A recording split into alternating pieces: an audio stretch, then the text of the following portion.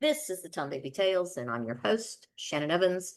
I write about a small town in northeast Mississippi called Columbus, and sometimes the rest of the state. Today, we're going to be talking about public records requests and public records reviews that you don't have to request. So let's start with talking about why are public meetings and financial documents of public figures, especially elected officials, open to review, and why is it important for citizens to investigate the financial stability of elected officials and how they run their personal businesses outside of their governmental role. First of all, public records requests and the accessibility of government officials' documents are fundamental principles of democratic accountability. This is for informational and educational purposes and explores the critical importance of transparency in governmental operations. So first of all, let's talk about some of the key principles of public records access.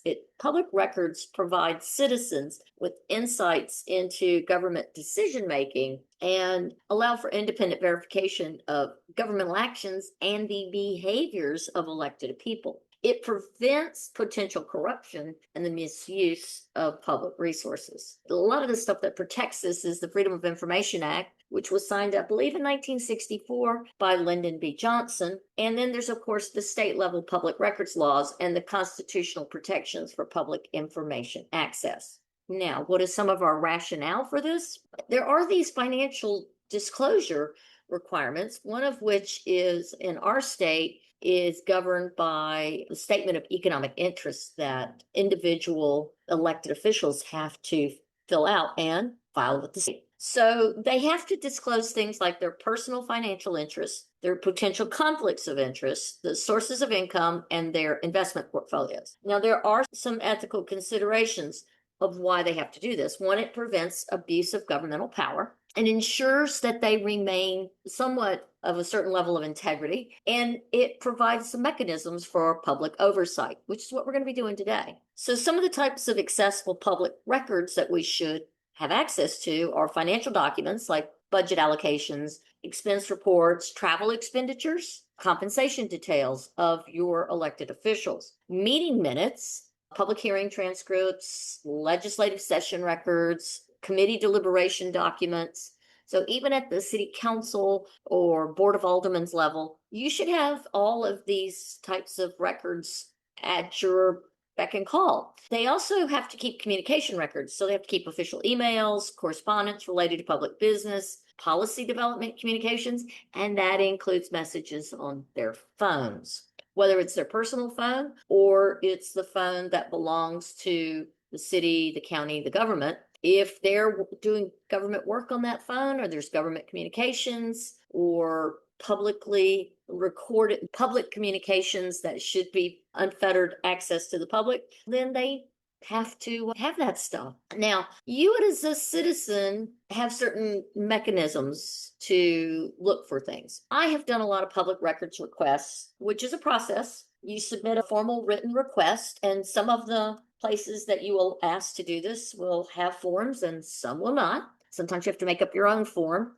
So you can find samples online. In that form, you have to specify exactly what documents you want. You have to pay potential administrative fees for copies, mailing, the time they spend researching, although it has to be reasonable. It can sometimes be waived depending on the state and the locality. And then you receive the documents within a legally mandated time frame. So it's within 7 to 10 working days generally. Now, there are all kinds of strategies of what you do with it. I'm mostly looking at cross-referencing multiple document sources for consistency. And then I'm analyzing financial transactions to make sure that they didn't take their kids to Disneyland or Disney World on our dollar, or they aren't out on Sunday having dinner and having gin martinis or whatever their favorite thing is at the local steakhouse when they're not doing governmental business. I'm also looking for confidential personnel records and public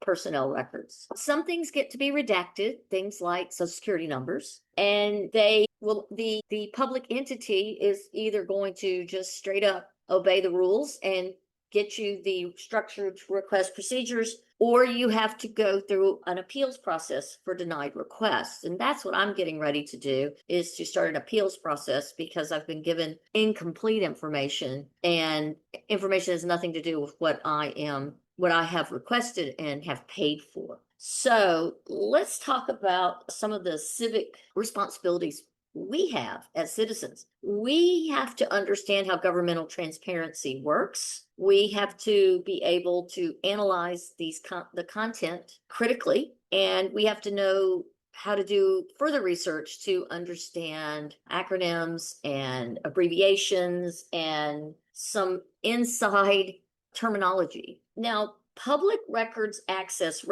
it's a real cornerstone of our democratic governance, and it empowers you as a citizen to monitor, evaluate, and participate in governmental processes. By maintaining these transparent systems, society can foster trust, prevent corruption, and ensure responsible public leadership. I'm going to talk a little bit more about Mississippi laws governing public records access. There's a legal framework for public records in Mississippi. The Mississippi Public Records Act was codified under Mississippi Code 25-61 1 to 25-61-17. Okay, what does that mean?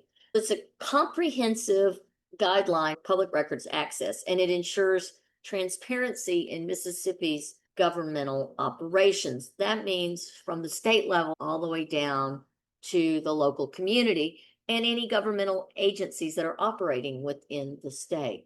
So here's some key provisions of the Mississippi Public Records Law. The definition of public records are all documents created or received by governmental entities. That includes electronic and physical records, and it covers state, county, and municipal government documents. Now, who has access? Any person can request public records. There's no requirement to state a reason for the request, and there's minimal identification needed to submit a request.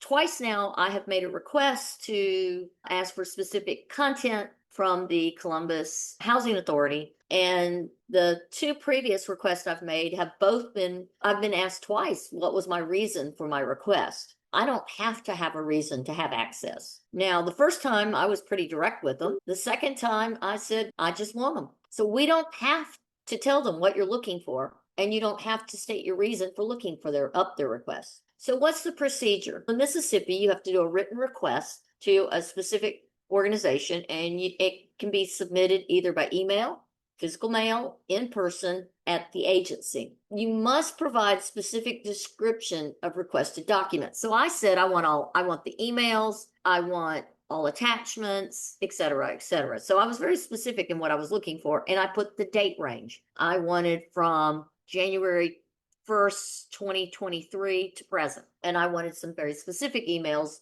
between a contracted advisor, Rusty Walker, who is a city councilman down in Gulfport, who's doing contract work with his firm with Columbus Housing Authority. And I wanted all of those emails that he had. But anyways, they're not complete and they didn't adhere to the rules. So yeah, I'm going to have to go back and kick some bushes and rocks over to try and get the complete emails that I need. Anyways, agencies must respond within 7 business days, and they can request an extension if it's a very complex request, but they must provide a reason for potential denial of the access. Now, there are some exemptions specific to Mississippi.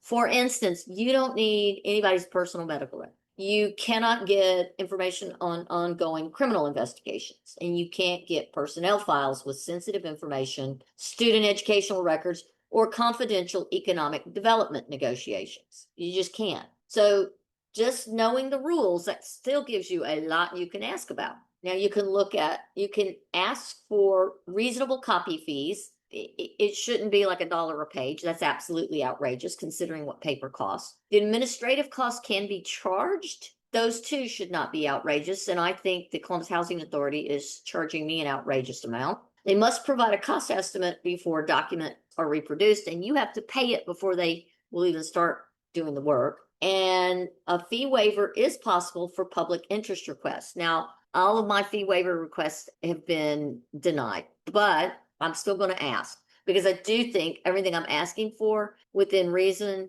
except for the emails, should be already out and published for public view.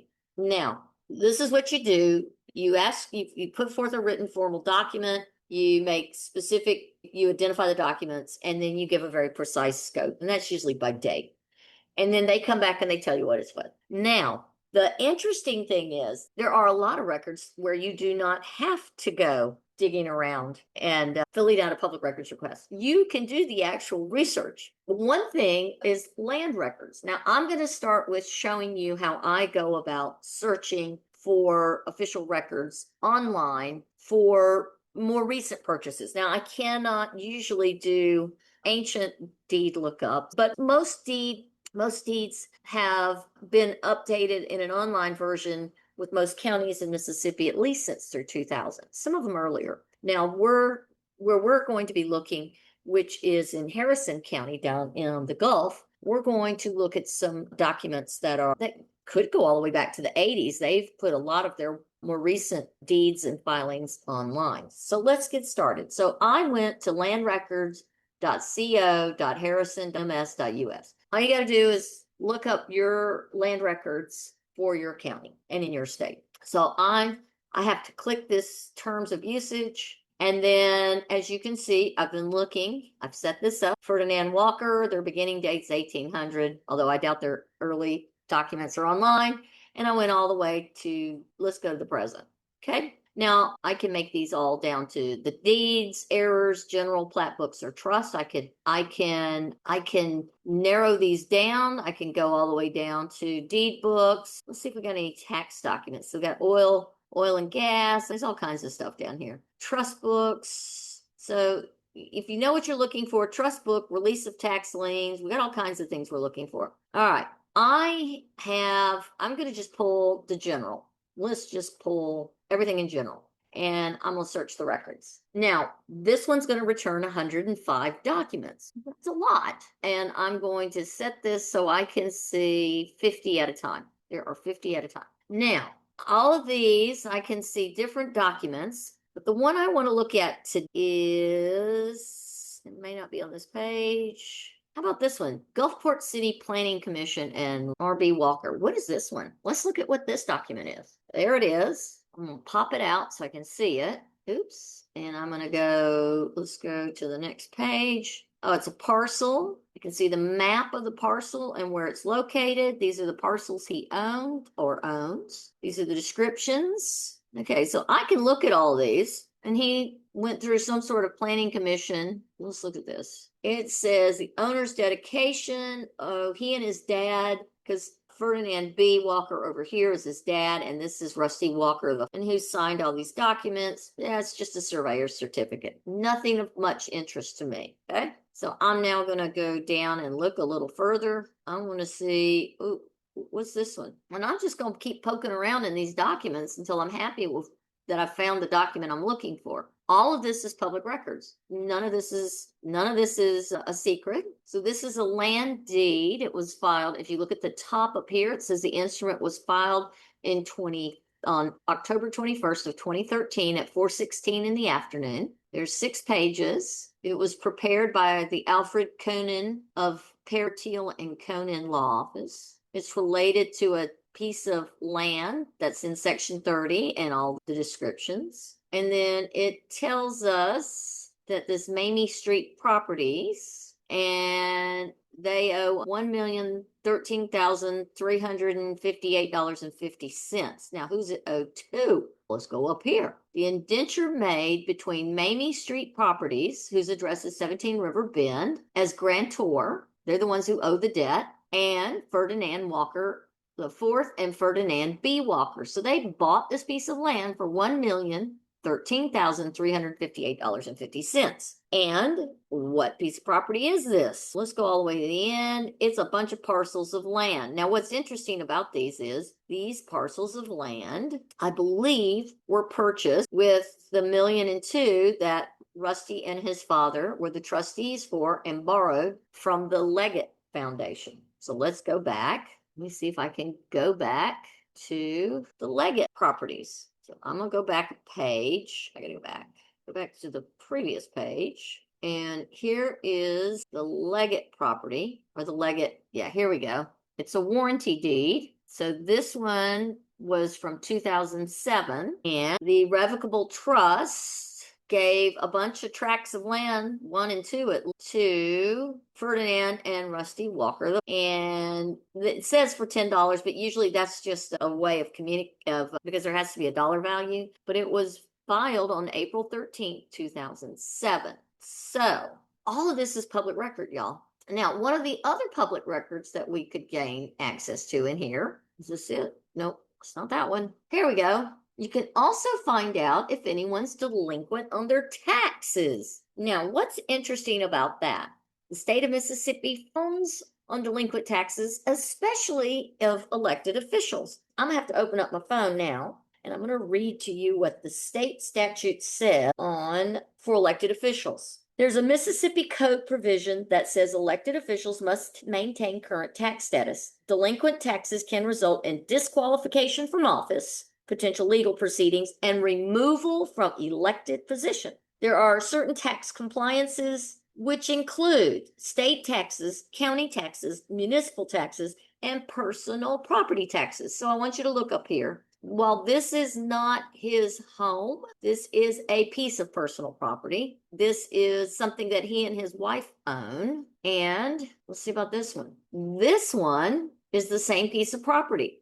So in 2024, it was delinquent, and in 2025, it was delinquent. So those are the dates that it was filed, but let's look at the date of when it went delinquent. The first one are the 2021 taxes. And the address given, of course, is Future Spec Consulting, which is Rusty's business, and 45 Hardy Court, blah, blah, blah. The description of the property is Lot 13, Block 30 in Gulfport Bayou View subdivision. So I'm guessing this is a lot that he owns. So this one went delinquent in 2021. He eventually must have paid it because he still owns it, but Christiana Trust was the one who picked up the bill. And they'll do that in hopes that you forget to pay that tax bill for 3 years, and then it becomes their property for the taxes. So he was late in 2021, and then again in 2023, which is what came due in April of 2025. And those taxes on that same piece of property were paid by Fortress Credit Realty Income Trust. Now, as I said before, these are all public documents. I didn't get these anywhere but the courthouse, and they're online. I showed you where I got it, right here. All those documents are in here. You just have to go through these and find them. So let me go back. Let me talk a little bit further. I'm going to go to Rusty's document with his first judicial court instrument that was filed. What elected officials are obligated to have an annual disclosure of their tax status and mandatory reporting of any tax delinquencies. Did he report his tax delinquencies?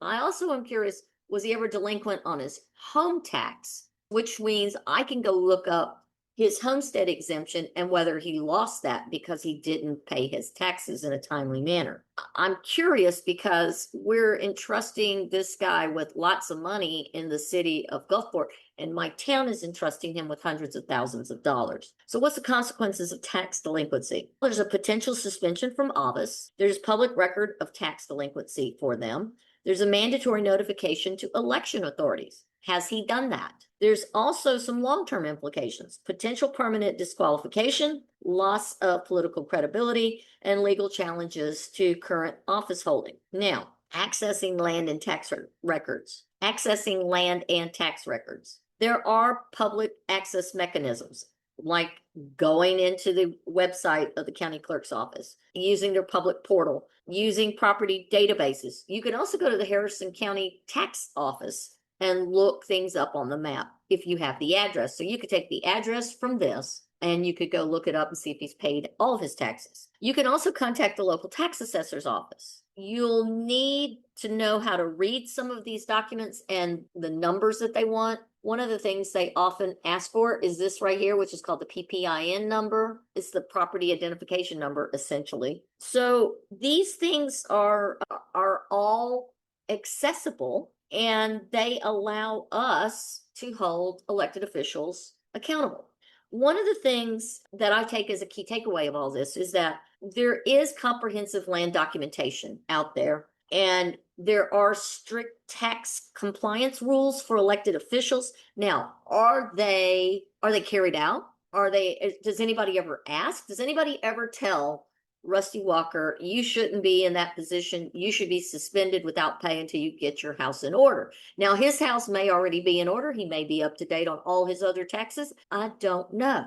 But generally, when someone doesn't pay the taxes on something, they're delinquent in taxes in multiple areas. We need a transparent access to all of his records, both his tax records as they exist. We need tax records for his business, and we need public access to his governmental records. And there need to be clear consequences for his tax delinquency by the city of Gulfport, especially by the people there. Just remember, the Mississippi Code is annotated. It's pretty easy to follow. You can look it up. It's not that hard to do what I'm doing. There's no mystery here. There's no magic formula.